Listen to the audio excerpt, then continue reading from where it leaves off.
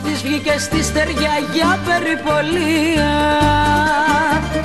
Μάνα μου αναστέναξε όλη η παραλία. Τέλειωσε η περίπολος κι ήρθε το ναυτάκι και ρίχνε στη θάλασσα μαύρο βοτσαλάκι.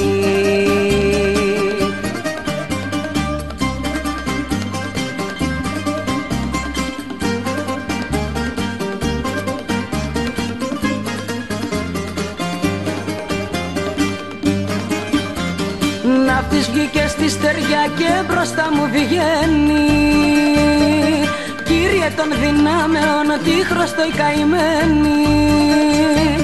Μου είπε δυο γλυκόλογα θέλει να κεράσει, μια βανίλια παγωτό και γλυκό κεράσι.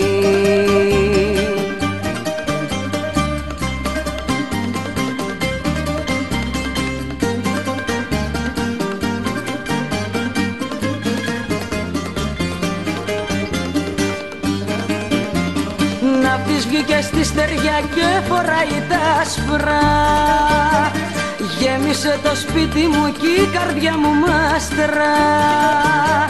Βγήκαμε και με θυμίο μια φωτογραφία στο Χατζικυριάκιο μέσα στην πλατεία.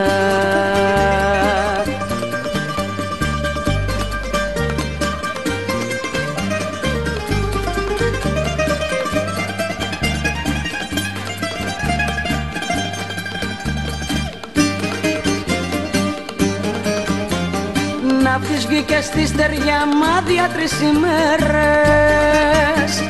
Παραγνωριστήκαμε και άρχισε φοβέρες. Μου κάνε και μια σκηνή μες στην παραλία. Μην κοιτάζω γύρω μου σαν περιπολία.